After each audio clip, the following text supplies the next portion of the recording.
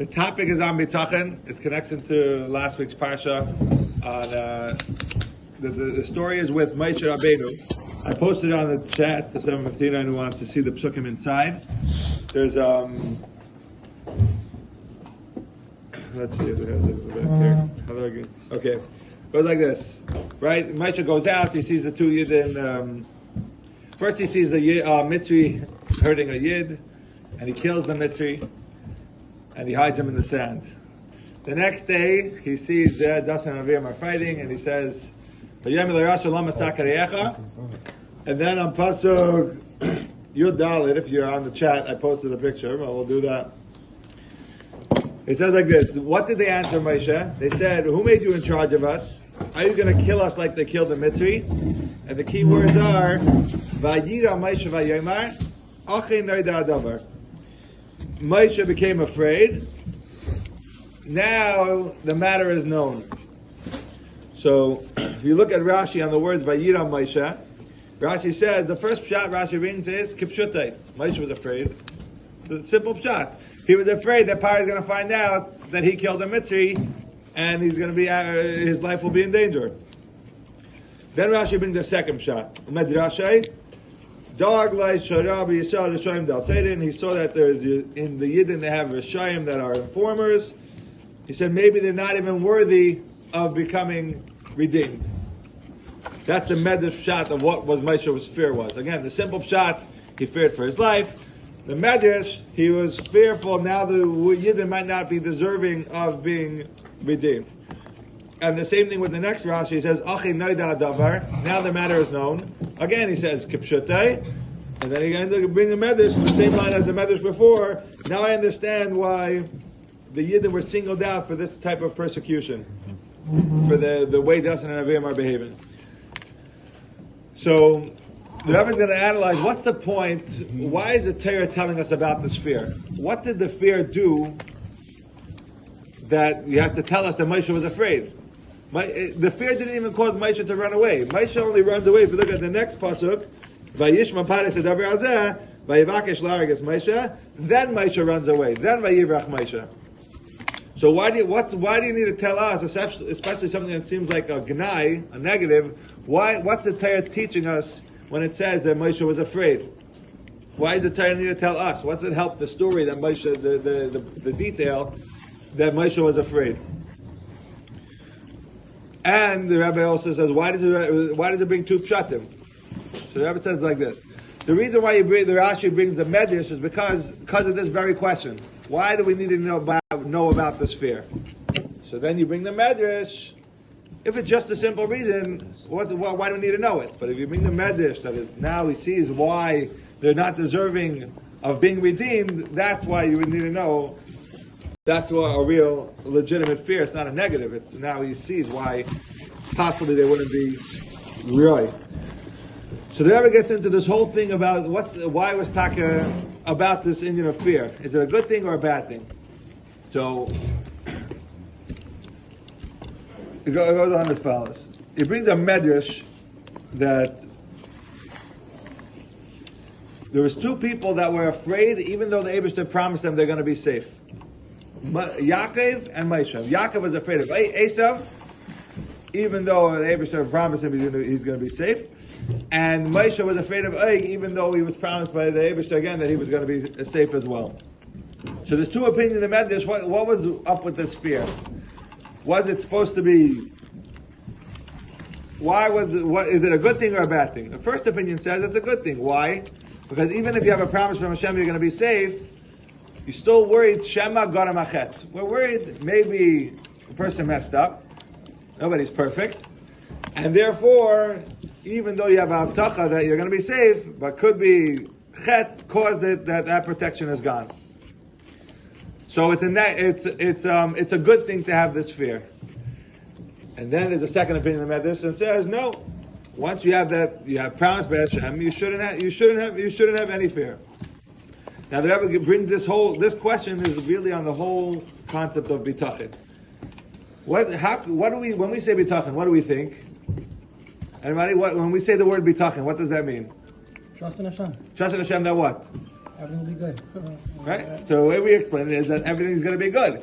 Now you have the basic question: what gives you the right to think that everything should be good? Maybe whoever is facing the trouble, maybe he deserves the punishment.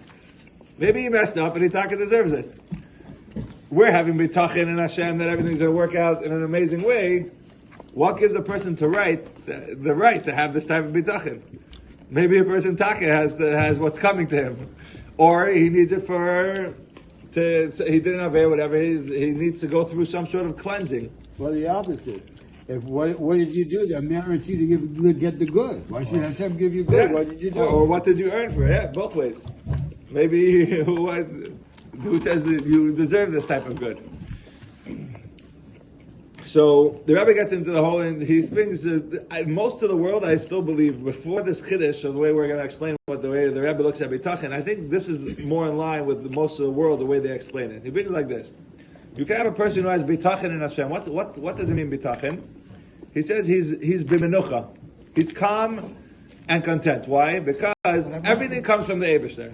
It's not coming from this guy who's doing this and this to you. It's coming from the Eibishter.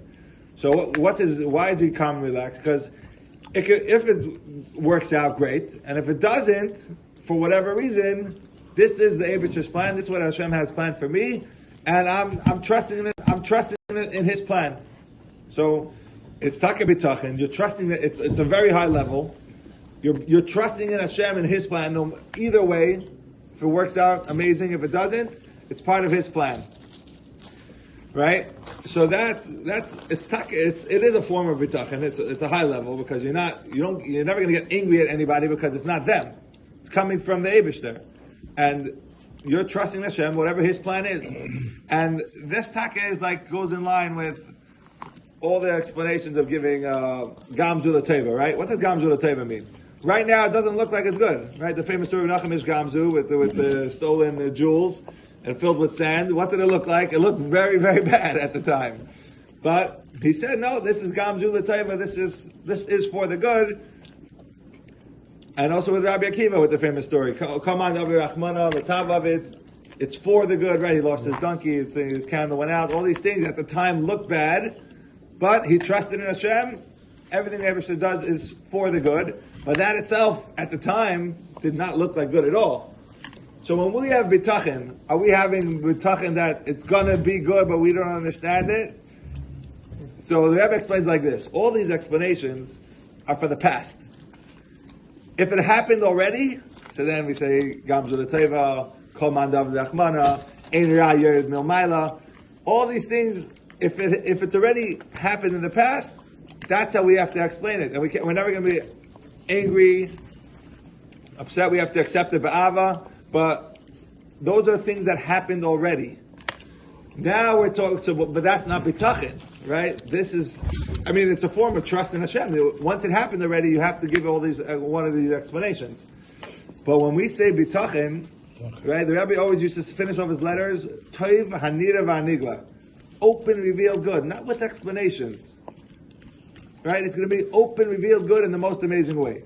So going back to our question, what gives you the right? Maybe, why are you so confident? What gives you the right to be so confident? You're trusting in Hashem that He's going to give you everything in the most open, revealed, amazing way. Where do we have that? Assurance. So the Rebbe brings a famous story, and it's a slogan. We don't even realize what we're saying when we say it. And he brings a story with the Tzemach Tzedek. Someone came in regarding someone who was very sick. And he asked for a bracha, and he told him, Teach gut, vet sein gut. If you think good, and it will be good. So what's the shot over here? What's it mean, think good? A person has to work on himself, that he's taka trusting in Hashem completely, and this is the chiddush, the etzem fact that he's working on himself, to have complete trust in the Eibishter, that it's going to work out in the most amazing, open, revealed way, that makes him roi, deserving of a taka happening. So the etzem aveda of thinking good, positive, it's not just being optimistic. Right? Some people are optimistic by nature. It's more than that. I mean, that's a very good start, but it's more than that. You're optimistic because you're completely relying on the Eibishter, and that he's going to come through in an open, revealed way. Go ahead. One of the first stories in the Bar and the Friedrich Rebbe is the Bar, right? In the book. Yeah. There's a story with apparently it happened with Teleshevsky's father.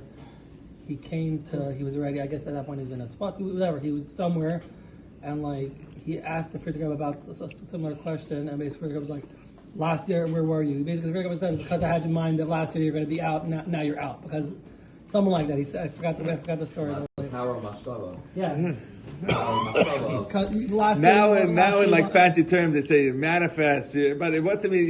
You're creating the reality when you think it and believe it. It's not going to happen. So let's go back to this psukim. Now the Rebbe says beautiful. Vayira Moshe vayomar. Why is the Torah telling us about the fear? Because it works both ways. If you think negative and you're worried that this and this could happen or will happen, that actually causes that it actually happens. If you look at the wording of the pasuk, Moshe became afraid. The next pasuk starts, Vayishma Pari vayvakesh la'arges Moshe. As soon as Moshe became afraid, Pari finds out and is trying to kill and starts trying to kill Moshe. The way the Rebbe learns is, if Moshe wasn't afraid, Pari doesn't find out. That etzem, the thought of having fear, that causes the negative thing to come to fruition. So if we're thinking there's Chakov at Zayin good, and then there's the other way around, Chas v'shalom, if you're focusing on the negative and worried about the negative and thinking, doesn't mean you have to be naive and that you don't have to plan for anything, but to focus, and that should be all your preparation is on the negative, so that actually has an effect on reality. So the pile, the Rebbe finishes off. Here's a little tricky, because the way the Rebbe says the pile, this means if there's ever any manias v'yikuvim, and the Rebbe uses the lashon when it comes to Torah mitzvahs. So he says that this attitude you have to have bitachon that it's completely all going to fall away. I'm not sure why he points it out dafka by Torah mitzvahs. I mean, the story with Moshe Rabbeinu, is with the Gashmi, his Gof Gashmi. But it's all one, because Yiddish Gashmi is Ruchnius. The point is, we have to have tried. There have many letters. If not all of them was with the wish. It should be Toiv Anidav Anigla. What does that mean? Open, revealed good in a way that we can understand it tangibly. Not that we have to explain it, and we should get the ultimate Toiv with the